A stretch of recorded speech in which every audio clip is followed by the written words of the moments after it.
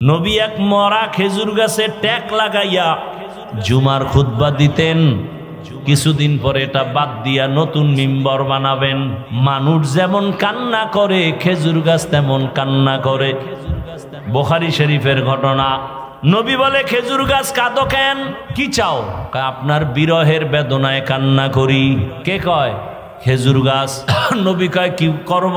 দোয়া করি তুই তাজা হ, খেজুর আসবে, আমার উম্মত খাবে। কয়, না তো কি চাও? মানুষের মতো আমার জানাজা দিবেন, এখানে দাফন করবেন, হাসরের ময়দানে আপনার সাথে জান্নাতে থাকবো। নবী তাই করলেন। ওই খুঁটি বরাবর একেবারে নিচে ওই খেজুর গাছ দাফন করা এখনো আছে। খুঁটির উপরে লেখা আছে সতুনে উস্তুনে হান্নানা। আবার এক খুঁটি, এই খুঁটি দেখি, সুযোগ পাইলে খুঁটির গোড়ায় যাই, যায় 2 রাকাত নামাজ পড়ি আর সেজদায় বসে কান্না করি। কারণ পুলিশগুলো মোনাজাত দিতে দেখলে ওরা অন্যরকম ভাবে। সেজদায় গিয়া কান্না তো আরো মজার কান্না। মাওলার দরবারে কান্না করি। এই খুঁটির কাছে 2 রাকাত, ওই খুঁটির কাছে 2 রাকাত। হঠাৎ করে দেখি এক খুঁটির উপরে লেখা সতুনে তওবা। তওবা নামের খুঁটি। আমি তো ইতিহাস জানি, তওবা নামের খুঁটি মানে কি? একজন সাহাবী রসুলের, আল্লাহর রসুল একটা আদেশ দিছেন, কয়েকজনে মানছে ঠিকই, একটু দেরি করছেন। রসুল মনে কষ্ট পাইয়া কথা বলেন না, সালাম নাই। নবী মসজিদে আসেন, নামাজের সালাম, আবার চলে যান। সাহাবী পিছনের কাতারে দাঁড়ানো, নবী ফিরিয়াও তাকায় না। সাহাবীর মাথা গরম হয়ে গেছে। মায়ার নবী যদি আমার দিকে না তাকায়, আমার কপাল পোড়া, আমার কপাল পোড়া। পাগলের মতো হয়ে কি করবে? বাসায় গিয়া কয়, বিবি রাতের গভীর, সবাই ঘুমায়, আমাকে নিয়ে চলো মসজিদে।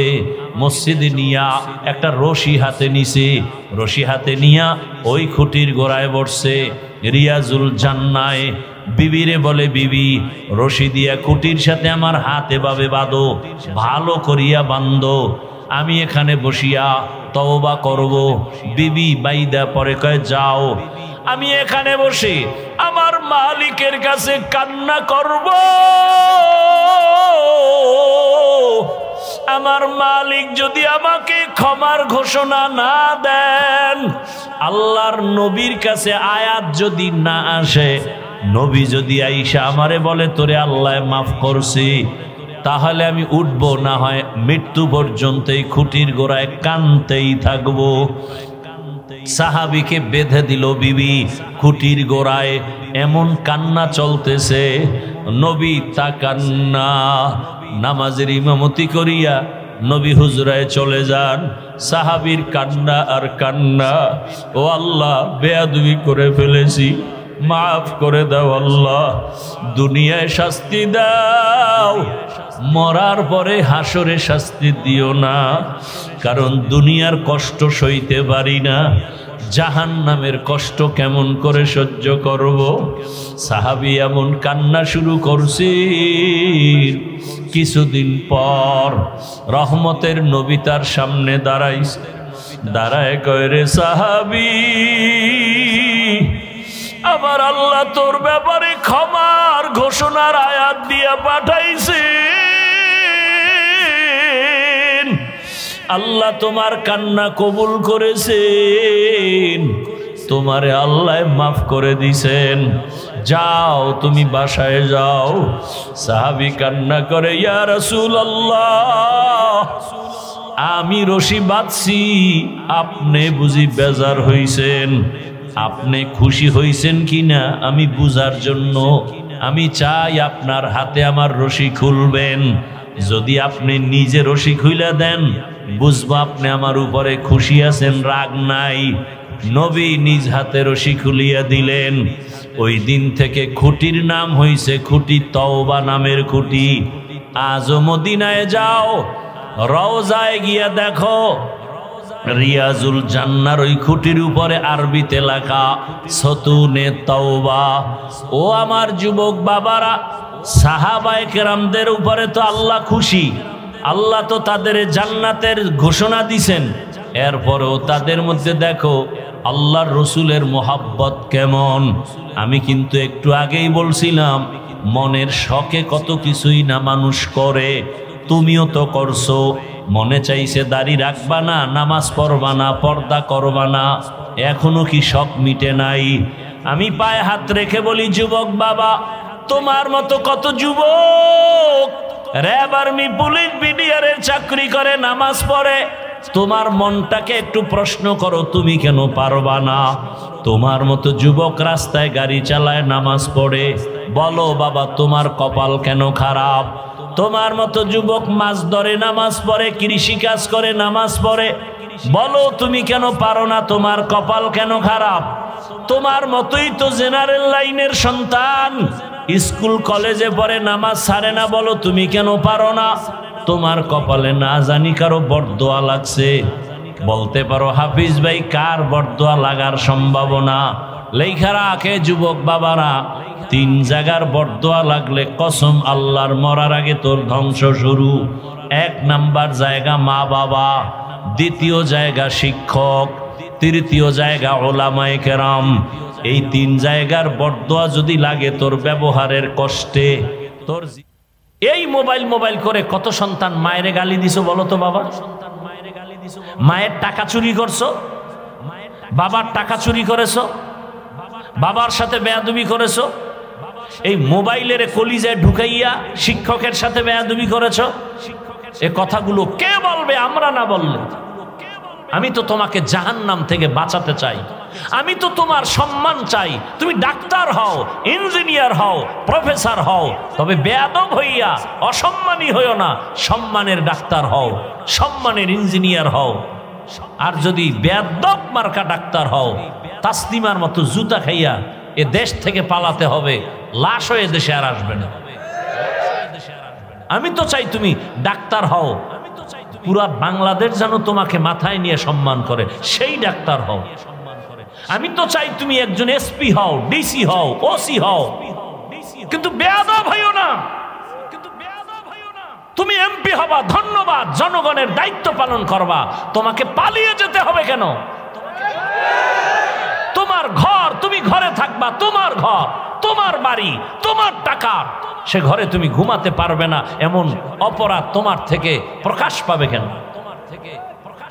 ঠিক ঠিক বলেন যারা, তাদেরকেও সতর্ক করি, অন্যের বিপদ দেখে আনন্দিত হইয়েন না, ওই বিপদ আপনাকে ঘিরে নিতে সময় লাগবে না। যারা খুব ঠিক ঠিক করেন আপনারাও রেডি থাকেন, কঠিন শাস্তি, কঠিন শাস্তি, কঠিন, খুব সাবধান। সাপে অমুকের কামড় দিছে, আপনি আফসু মানে হাইছেন না যে ও মইরা যাবে। আপনাকে যদি কামড় দেয়, এই দুর্নীতিবাজেরা, চান্দাবাজার, ধান্দাবাজের দলেরা,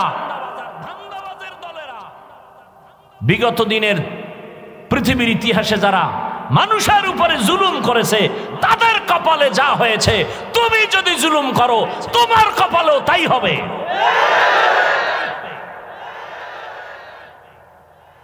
রেডি থাকো, রেডি থাকো। আল্লাহ হেদায়েত দান করুন, আল্লাহ হেদায়েত দান করুন। এবার একটা প্রশ্ন করব আপনাদের কাছে, আল্লাহর দিকে তাকায় জবাব দিবেন, না পারলে চুপ থাকবেন। আমরা যে কোরআন মানি, আপনারা মানেন? ইসলাম মানেন? হাদিস মানেন? আচ্ছা, আমরা যে কোরআন, হাদিস বা ইসলাম মানি, এই ইসলামটা দুর্বল, কোরআন শরীফ দুর্বল। খুব বুঝা করেন, তাল মিলেন না, বুঝা কন। আল্লাহর কোরআন শরীফ দুর্বল, হাদিস দুর্বল, ইসলাম দুর্বল, ইসলাম দুর্বল। আর একটু খোলামেলা বলি, মানুষের জীবনে যত সমস্যা হতে পারে কিয়ামত পর্যন্ত, সব বিষয়ের সমাধান কি কোরআন, হাদিস, ইসলামে আছে? পরিপূর্ণ না অর্ধেক? কিন্তু আপনাদের তো দাবিটা পরিপূর্ণ সঠিক দাবি না। আমি আপনাদের থেকে যে শুনছি, আপনারা প্রায় সময় বলেন রাষ্ট্রের ব্যাপারে ইসলামে কিছু নাই, রাষ্ট্রের ব্যাপারে কোরআনে নাই কিছু। মানে আরেকটু আপনারা বলেন কিভাবে যে ইসলামে রাজনীতি নেই। তার মানে হলো কোরআন, ইসলাম, হাদিস সব দিক থেকে কমপ্লিট, রাষ্ট্রের ব্যাপারে কোরআন শরীফও দুর্বল, ইসলামও দুর্বল। কেন ওই কথা বলেন? আল্লাহ সব লাইনের সমাধান দিছেন, রাষ্ট্রের সমাধান দেন নাই। আচ্ছা এবার আরো বলেন, সুলাইমান নবী গোটা দুনিয়া পরিচালনা করছেন, এই ঘটনা কোরআনে আছে না নাই? ইউসুফ নবী মিশরের অর্থমন্ত্রী ছিলেন, এই ঘটনা কোরআনে আছে না নাই? জুলকারনাইন বাদশাহ পুরা দুনিয়া পরিচালনা করছেন, কোরআনে ঘটনা আছে না নাই? আসেন, আমার রসুল মদিনার রাষ্ট্র চালাইছেন কি চালান নাই? আবু বকর ওসমান আলী চালাইছেন না চালান নাই? এই ঘটনা ইসলামে নাই। তো কেন আপনি বলেন ইসলামে এটা নাই? বরং আমি ঢাকায় বলেছি, পৃথিবীতে রাজনীতির মধ্যেই একমাত্র পবিত্র রাজনীতি ইসলামী রাজনীতি। দুনিয়ার সব রাজনীতি নাপাক, ইসলামী রাজনীতি পাক। আল্লাহ হেদায়াত দান করুন, বুঝার তৌফিক দান করেন। রাগ করছেন? আমি কোন দলকে খারাপ বলতেছি? কোনো খারাপ না। আমি ডাক্তারকে খারাপ বলবো কেন? বহু ডাক্তার নামাজ পড়ে দাড়িওয়ালা নাই, আমি কেন বলবো ডাক্তার হওয়া খারাপ? বহু ইঞ্জিনিয়ার নামাজ পড়ে দাড়িওয়ালা নাই, আমি কেন বলবো ইঞ্জিনিয়ার হওয়া খারাপ? বহু RAB, army, police, BDR, OC, DC, SP নামাজি নাই, তা আমি কেন বলবো র্যাব হওয়া খারাপ, ডিসি হওয়া খারাপ? যে খারাপ তাকে বলবো খারাপ, তাও সেই ব্যক্তি খারাপ না, তার চরিত্র খারাপ। সে যদি তওবা করে বলে আর গুনাহ করব না, তা আল্লাহর কাছেও ভালো। এজন্য বাংলা একটা কথা আছে, পাপকে ঘৃণা করো। কি বাকি অংশ কি? পাপীকে নয়। এর ব্যাখ্যা কি? ব্যাখ্যাও আপনার খবর নাই, ও শুনেন খালি এতটুকু। ব্যাখ্যা কি? পাপকে ঘৃণা করো, পাপীকে নয়। কি বুঝলেন এটার দ্বারা? যে অপরাধটা করছে তাকে ঘৃণা করিও না, বরং তার অপরাধটাকে ঘৃণা করো। তার মানে তুমি আগে যাইতে তার কাছে একবার, এখন যাবা বারবার, গিয়া তারে বুকে লাগাইয়া, তারে বুঝাইয়া, তার থেকে ওই অন্যায় সরাইতে হবে। আর আমরা উল্টা বুঝি কি, যে কইছে পাপকে ঘৃণা করতে, কইছে পাপীকে না। তার মানে ও লোকটা ভালো আর অন্যায় গুন্ডা ভালো না, অতএব ওর কাছে সালামও দেওয়া যাবে না, যাওয়াও যাওয়া যাবে না। আল্লাহ হেদায়াত দান করুন। এই একটা আউলে এতগুলো কথা আমাকে বলাইলেন। আমি অন্যান্য বক্তাদের মতো আমি অহংকার হয় কিনা আল্লাহ মাফ করেন। আমি হাফিজুর রহমান নিজে নিজে বলি আমার এলেম নাই, আমল নাই, এই পর্যন্ত আসার পেছনে আমার পুঁজি। জীবনে কারোর সাথে বেয়াদবি করি নাই, মা বাবার চোখের পানি আর আমার ওস্তাদ আল্লাহওয়ালাদের নেক নজর। যে যত বিরোধিতা করতেছে আল্লাহ দেখতেছি সম্মান কমায় না, আরো বাড়ায় দিতেছে। কারণ আমি ভালোবাসি আপনাদেরকে হৃদয় থেকে। এখানে কারোর সাথে আমার দুশ্মনী নাই, পরিচয় নেই। আমি যতটা কথা বলতেছি ওয়াল্লাহি আমার কলিজার একেবারে ভেতর থেকে চূড়ান্ত ভালোবাসার আলোকে বলতেছি। আমি বক্তা হিসাবে গতানুগতিক টানটন দিয়া চলে গেলাম না। আমি চাই একটা মানুষও যদি এতগুলো মানুষের মধ্যে তওবা করে দাঁড়িয়েওয়ালা হয়, নামাজি হয়, আমার বয়ান, আমার চেষ্টা, আমার কষ্ট সফল। এজন্য আমি আপনাদেরকে আপন বানাইতে চাই, কাউকে এমন কথা বলে দূরে সরাতে চাই না। আল্লাহ সবাইকে কবুল করেন। ওয়ামা আরসালনাকা ইল্লা রাহমাতাল লিল আলামিন। হে রাসূল, আমি আপনাকে দুনিয়ায় পাঠাই নাই, হ্যাঁ পাঠাইছি জগৎ সমূহের রহমত করিয়া। উভয় জগতের রহমত আর জগৎ সমূহের রহমত, এইটা বুঝাইতে গিয়া পেছ লাগাইছে এই কথা সেই কথা। আর এই মোবাইল নিয়ে এই ঝামেলাগুলো বেশি। আল্লাহ মোবাইলের গুনাহ থেকে আমাদেরকে হেফাজত করেন। আমরা এমন অবস্থা যে নিজের ভুল নিজে ধরতেও পারি না, কেউ ধরাইয়া দিলেও মানি না।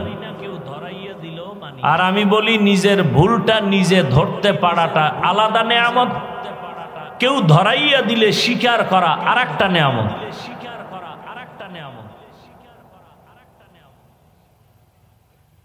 দুনিয়ার অবস্থা এতটা করুন, আপন বাবা তার কন্যাকে গলা টিপে মেরে ফেলে, বিধবা নারী সমাজে রাখে না,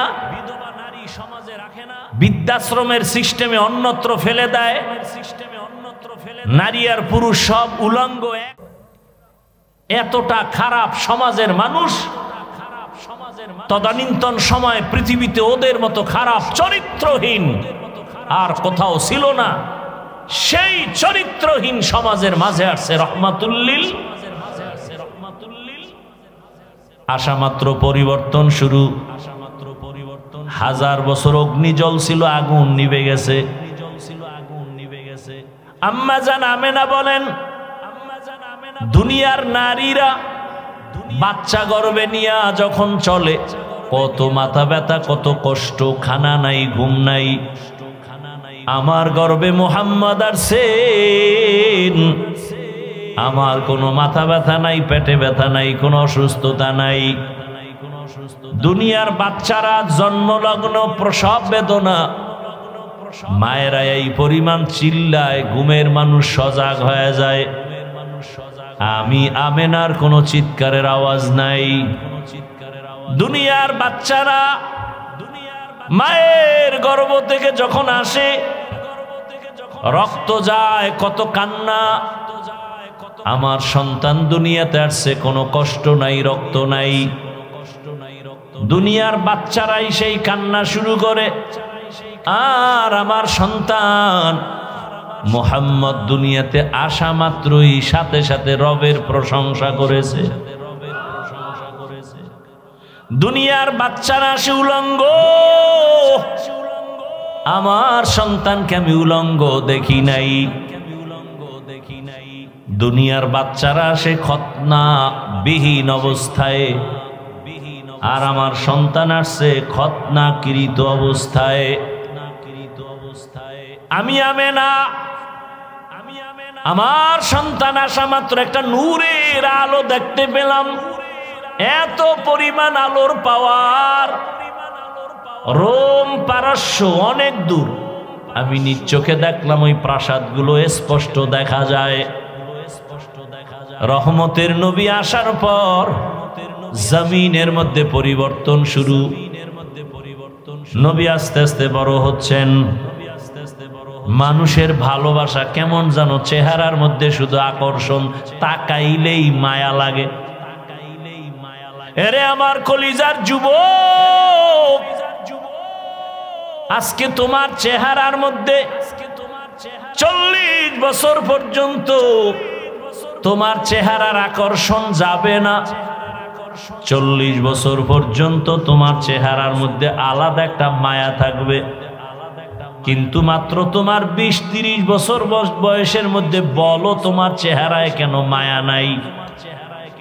তোমার চেহারার দিকে তাকাইলে কেন আকর্ষণ আসে না, মায়া লাগে না? একমাত্র কারণ তুমি গুনাহ করতেছো। গুনার কারণে আমার আল্লাহ বেজার হইয়া চেহারার নূর নিয়ে গেছে। এরপরে তোরা করো কি? এই যুবক, ভালোবাসার কারণে বলি, রাগ করিস না, মহব্বতের সাথে বলি। আবার সেই চেহারার নূর বাড়াবার জন্য কত ক্রিম, কত মেডিসিন। পরিণাম ফলে ফেরের চেহারাটার মধ্যে বরণ উঠছে, বরণ। ফেরের চেহারা 40 বছর পর্যন্ত কোনো ক্রিম লাগবে না। চালাকি করছো, এমন রোগ হইছে, কোনো ঔষধ নাই। এরপরে যারা গজবের মেডিসিন লাগাইতে যায় বিউটি পার্লারে, কালামিয়া সান মিয়া হয়ে আসবে। এটা আরো বিপদ। আল্লাহর দেওয়া সুন্দর চেহারা, আল্লাহর কসম, দুনিয়ার কোন ঔষধ মেডিসিন এ চেহারা, আকৃতি, সৌন্দর্য কমাইতে পারবে, বাড়াইতে পারবে না। পৃথিবীতে কোনো মেডিসিন নাই, বরং এতটুকু পারবে, আল্লাহ যেমন দিছে ওইটাকে ফ্রেশ রাখতে পারবে। তাও ফ্রেশ থাকবে ততক্ষণ, গুনাহ থেকে দূরে থাকবা যতক্ষণ। গুনার কারণে চেহারা আকর্ষণ নাই। এই ছবিতে দেখা যায়, হায় ডানা কাটা ভরি, পাগল হয়ে গেছে। এরে লাগবেই, কারণ নাইলে এক রশিতে ফাঁসি হবে না। মায় কয় তোরে রাজকন্যা নিয়া দিমু, ছেলে এমন পায়খানা খাইছে, ছবি দেইখা আমার পেতনি নিয়ে চলবো, আমার রাজকুমারী লাগবে না। এবার কাছে যাইয়া দেখে চান্দু চেহারার মধ্যে বরণ দেখা যায়, ব্রণ দেখা যায়, এটা ছবিতে ধরা পড়ে নাই। সত্য কথা মানো আর না মানো, স্বীকার করো। এ আকাম চলে না, চলে না। ওদিক দিয়ে আমগো হোতারা হোতা হোতা, এরা কয় খবরদার বাল্য বিবাহ চলবে না। স্যার কি চলবে? কয় আকাম চলবে, আকাম। বিবাহ চলবে না, কথা আকাম চলবে। কেমনে? কয় যে বই বের করতেছি ক্লাসে ক্লাসে, কেমনে আকাম করবি শিখাইতেছি। কেমনে গান শিখাইবে, এজন্য মাস্টার রেডি। আমার সন্তানের কেমনে কোরআন শিখাবে, সেই মাস্টার রেডি নাই। এই হলাম গো স্বাধীনতার ফল। কি জুলাই স্বাধীনতা, এখনো মাঠে মাঠে আন্দোলন মিছিল। কিসের স্বাধীনতা? কি এর স্বাধীন করলা? স্বাধীন করার পরে আমার শিক্ষাঙ্গনের শিক্ষিকারা শিক্ষকেরা কেন রাস্তা আন্দোলন করে? শিক্ষার মধ্যে কেন আবার হিংস্র আক্রমণ? গানের মাস্টার দেওয়ার জন্য পাগল। আল্লাহর কোরআন মুসলমানের বাচ্চাকে শিখানো দরকার, সেই মাস্টার কোথায়? খবর নাই। পারে না আমগো গলায় পাড়া দিয়া মাহফিল বন্ধ করে দেয়। কি স্বাধীন করছি কি মাহফিল বন্ধের লেগিয়া? এখনো শুনি বাংলাদেশের বিভিন্ন জায়গায় মাহফিল বন্ধ করে দেয়। আমি তো উঁচু কণ্ঠে বলেছিলাম, যারা মাহফিল বন্ধ করার জন্য চাপাবাজি করে ওদের কথাগুলো রেকর্ড কর, ভিডিও কইরা আমগো হাতে দে। ওই বেয়াদবের বিরুদ্ধে আবার আন্দোলন হবে।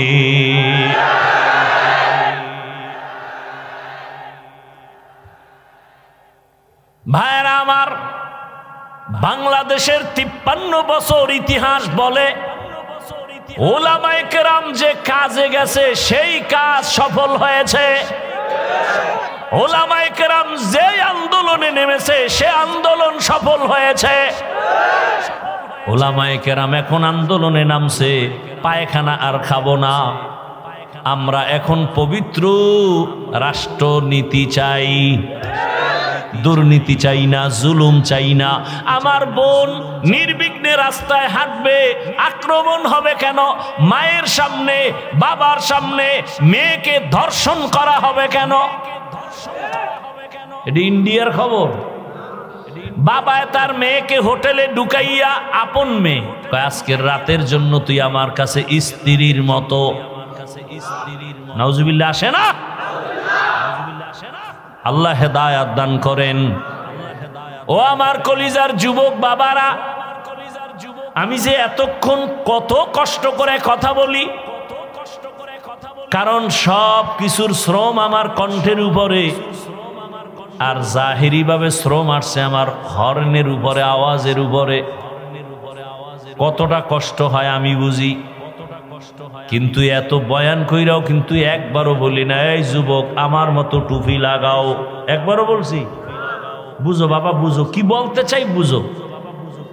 এই যে এতক্ষণ কষ্ট করে চিল্লাই, একবারও কিন্তু বলি নাই স্কুল কলেজে তালা লাগাইয়া মাদ্রাসায় যাও, কওমি মাদ্রাসায় যাও, তাবলিগে যাও, পীরের কাছে যাও, একবারও বলি নাই।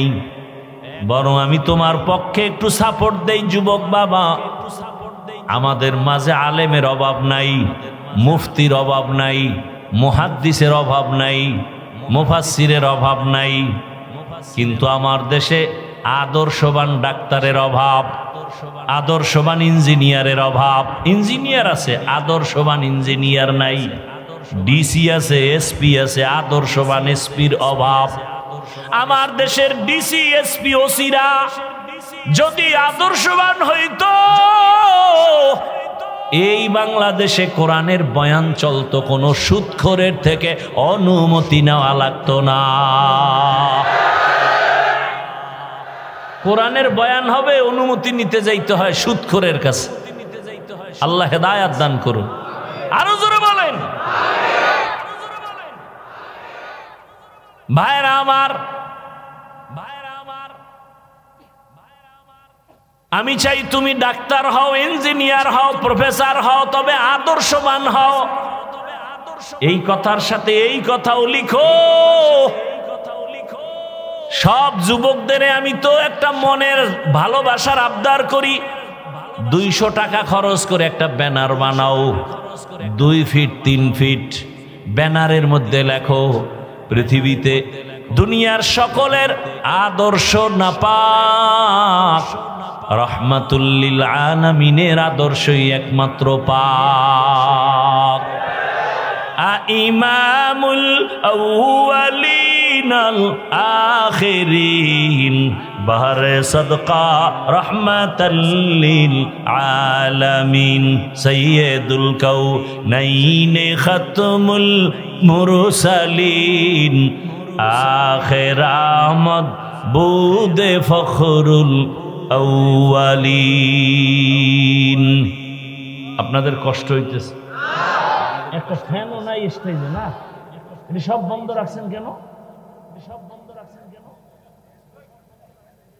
এই ফ্যানটা ডাইনে বামে ঘুরাইতে পারে না, এই জন্য বন্ধ রাখছে।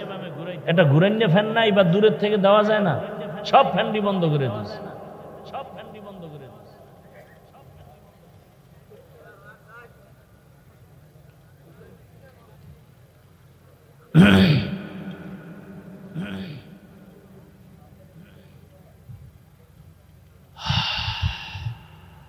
ওয়ামা আরসালনাকা ইল্লা রাহমাতাল লিল আলামিন।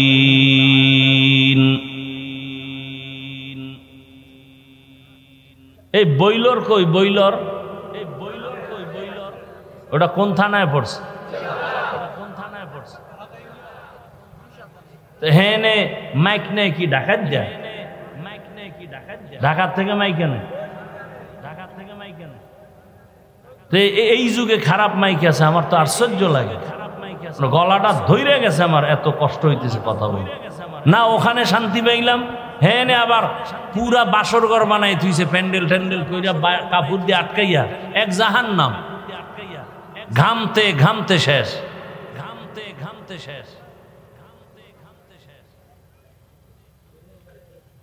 তো বইলর বয়ান করি, কত সুন্দর, কি সাউন্ড। মনে হয় ফজর পর্যন্ত বয়ান করলে একটু বিন্দু কষ্ট লাগবে, আর এখানে আমার কলিজা শক্ত হয়ে যাইতেছে, গলা ভেঙে যাইতেছে। আমার তো প্রতিদিন প্রোগ্রাম, একাধিক প্রোগ্রাম।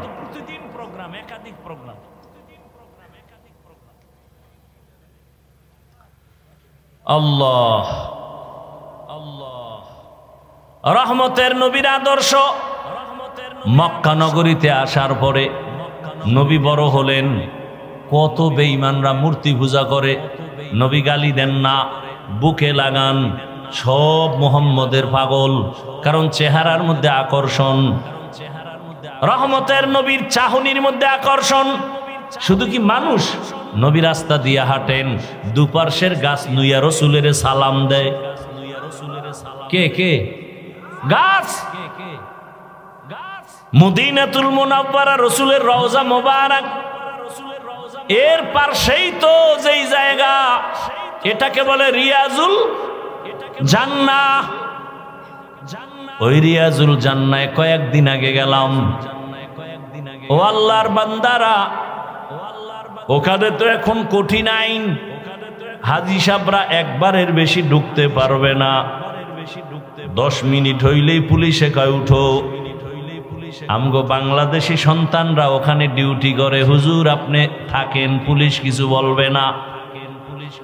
আসরের নামাজের পরে ঢুকলাম, পুলিশ আসছে, ওরা কয় আমাদের বাংলাদেশের পুলিশ চলে গেছে। মাগরিব পর্যন্ত রিয়াজুল জান্নায় বসা। এই স্টেজ বরাবর রিয়াজুল জান্নার জায়গা হবে, একটু হালকা বড় হবে। রিয়াজুল জান্নাহ এমন জান্নাতের টুকরা, পার্শ্বেতে রসুল শোয়া আছেন। হাদিসে বলে রসুল শোয়া না, রসুল সর্বাবস্থায় সেজদায় আছেন, আল্লাহর মহব্বতের মারেফতের মজা নিতেছেন।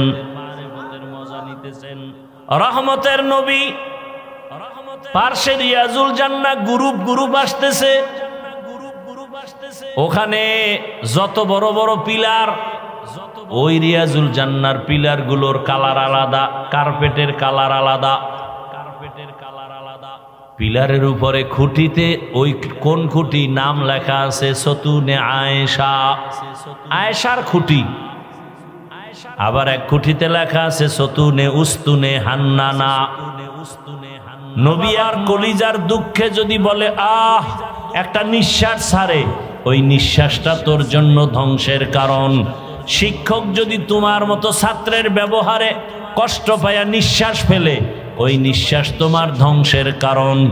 ওলামায়ে কেরাম যদি তোমার আচরণে কষ্ট পাইয়া নিঃশ্বাস ফেলে, ওই নিঃশ্বাসটা তোমার ধ্বংসের কারণ।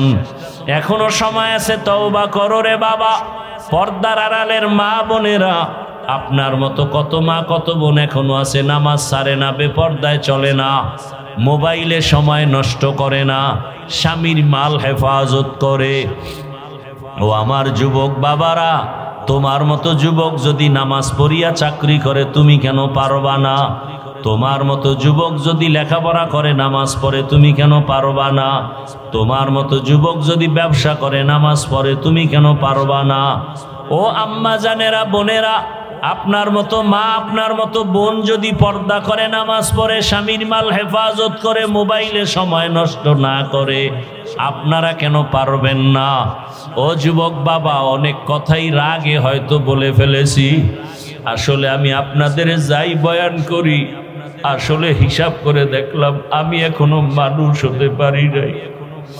মানুষ আমাকে মাওলানা বলে সম্মানের চেয়ার আগায় দেয়। মাওলানা হওয়া সহজ, বক্তা হওয়া সহজ। ভালো কইরা অন্তরের বুঝাও, মানুষ হওয়া বড় কঠিন। ডাক্তার হওয়া সহজ, ইঞ্জিনিয়ার হওয়া সহজ, প্রফেসর হওয়া সহজ, টাকার মালিক হওয়া সহজ, মানুষ হওয়া কঠিন। ওরে যে ব্যক্তি মানুষ হবে তার জবানে গালি আসবে না। যে ব্যক্তি আসলে মানুষ হবে সে কাউকে খারাপ বলবে না। যে ব্যক্তি আসলে মানুষ হবে তার কোনোদিন তাকওয়ার উল্টা চলবে না। তার চোখ দিয়া গুনাহ হবে না, হাত দিয়া গুনাহ হবে না। অথচ বয়ান করি ঠিক, তবে আমার হাতের দিকে তাকায় দেখি গুনার কারণে আবার হাত না পাক, গুনাহের কারণে আমার চক্ষু না পাক। এরে যুবক, নিজের দিকে তাকাইয়া দেখ, জীবনে কত গুনাহ করেছো। ওরে মাকে কত কাঁদাইছো, খারাপ আচরণ করিয়া বাবারে কত কাঁদাইছো রে যুবক। খারাপ ব্যবহার করিয়া তোর শিক্ষকের কত কাঁদাইছো। খারাপ আচরণ করিয়া কত আলেমের কাঁদাইছো রে যুবক। পায়ে হাত রেখে বলি ফিরিয়া যা, মাওলার ধরা বড় কঠিন। ওরে আমার আল্লাহর ধরা থেকে কই পালায় যাবি? দুইটা পায়ে হাত রেখে বলি, মানুষ হওয়ার চেষ্টা করো রে বাবা। রসুলের আদর্শ ছাড়া কোনোদিন মানুষ হওয়া যায় না। মক্কার চরিত্রহীন মানুষগুলো শুধু রসুলের আদর্শের কারণে জান্নাতের সুসংবাদ পেলেন। নবীর আদর্শের কারণে বেলালের মতো কত কালো মানুষ দামি হয়ে গেল। মায়ার নবী মেরাজ থেকে আসিয়া কয়, বেলাল, জান্নাতের মধ্যে তোমার আওয়াজ পাইছি হাঁটার। তুমি এমন কি আমল করো? ইয়া রাসূলুল্লাহ, তেমন কোন আমল করি না, তবে আমার মনে বলে একটা আমল আছে, সব সময় করি, ওযু করিয়া 2 রাকাত নামাজ আদায় করি। বেলালের মতো কত কালো মানুষ এত কষ্ট জীবনে সহ্য করছে, তারপর আমার আল্লাহকে ভুলে নাই। ও যুবক বাবা, শুধু একটা কথা অন্তরকে বুঝাইও যে তোমার মতো জেনারেল লাইনের যুবকেরা যদি গাড়ি চালায়, চাকরি করে, ব্যবসা করে, লেখাপড়া করে, নামাজ পড়ে, তোমার সমস্যাটা কোথায়? এখনো তওবা করো। মনে মনে আল্লাহকে ডাকো আর বলো, ডাক্তার হও, ইঞ্জিনিয়ার যাই হও না কেন, আদর্শওয়ালা মানুষ হইও, আদর্শবান ডাক্তার, আদর্শবান ইঞ্জিনিয়ার হও। এখন মনে মনে আল্লাহকে পেছনের গুনাহ থেকে মাপ চাও। মনে মনে আল্লাহকে বলো, হে মালিক, এই হাতের দ্বারা কত গুনাহ করেছি, চোখের দ্বারা গুনাহ, জবানের দ্বারা গুনাহ। আমার গুনার খবর আল্লাহ মা জানে না, বাবায় জানে না, কেউ জানে না, আল্লাহ আপনি জানেন। আমার অন্যায়ের খবর আমার আপনজন জানলে কেউ কাছে রাখতো না। আল্লাহ আপনি জানিয়াও কত দয়া করছেন, রাগ করে খানা বন্ধ করেন নাই। আমার গুনার কারণে আপনি রাগ করিয়া পানি বন্ধ করেন নাই, বরং আপনি বারবার আমাদের ডাকছেন তওবা করার জন্য। আমরা তওবার দরজায়ও যাই নাই, আলেম ওলামারা ডাকছে তাও শুনি নাই। আজকে থেকে তৈরি হয়েছি মাওলা, আর গুনাহ করব না, আর দাড়ি কাটবো না, নামাজ ছাড়বো না, বেপর্দায় চলবো না, মা বাবার সাথে বেয়াদবি করব না, শিক্ষকের সাথে বেয়াদবি করব না, ওলামায়ে কেরামের পরামর্শ নিয়া, নবীর তরিকা মানিয়া, আদর্শ মানিয়া মরণ পর্যন্ত চলবো। ডাক্তার হলেও আর নামাজ ছাড়বো না, ইঞ্জিনিয়ার হতে গিয়াও নামাজ ছাড়বো না, ব্যবসা করতে গিয়া আর নামাজ ছাড়বো না, চাকরি করি বা না করি নামাজ ছাড়বো না। অন্তর থেকে যদি মাওলাকে তওবার নিয়তে বলা যায়, আল্লাহ দরজা খুলে দিবেন, ফিরাইয়া দিবেন না। তবে এটাও সত্য কথা, বয়ানের শুরুতেই বলছিলাম, আবু জাহাল নবীরে দেখলো, 13 বছর বয়ান শুনিয়াও কালেমা কপালে আসে নাই। আর ওমরের মতো বান্দা 27 বছরে নবীকে জবাই করতে গিয়া কালেমাওয়ালা হয়ে গেছে। এখন ওমরের অনেক সম্মান। ও আমার যুবক বাবারা, জানি না এখানে কার কপালটা ওমরের মতো কবুল হয়ে যাবে, আর কার কপালটা আবু জাহালের মতো পুড়িয়া যাবে জানি না। আল্লাহর কাছে মাথা নত করে তওবা করো। আর দাড়ি কাটবা না, নামাজ ছাড়বা না, বেপরদায় চলবা না, মা বাবার দোয়া নিয়া, শিক্ষকের দোয়া নিয়া, উলামায়ে কেরামের পরামর্শ নিয়া নবীজির সুন্নাত অনুযায়ী চলবা। যাদের খাঁটি তওবার নিয়ত আছে, আল্লাহকে বলো, আল্লাহ তওবাওয়ালা জিন্দেগি দান করেন, তওবার উপরে মজবুত হইয়া চলার তৌফিক দান করেন, আমিন। আলহামদুলিল্লাহি রাব্বিল আলামিন, ওয়াসসালাতু ওয়াসসালামু আলা সাইয়্যিদিল আমবিয়াই ওয়াল মুরসালিন ওয়া আলা আলিহি ওয়া আসহাবিহি আজমাইন। ইয়া আরহামার রাহিমিন, ইয়া আরহামার রাহিমিন, ইয়া আরহামার রাহিমিন। আল্লাহুম্মা ইন্নাকা আফুউন কারীম তুহিব্বুল আফওয়া ফা'ফু আন্না। আল্লাহুম্মা ইন্না নাসআলুকা ইলমান নাফিআ ওয়া রিজকান ওয়াসিআ ওয়া শিফাআম মিন কুল্লি দা। আল্লাহুম্মা ইন্না নাউযু বিকা মিনাল বারাসি ওয়াল জুনুনি ওয়াল জুযামি ওয়া সাইয়্যিল আসকাম।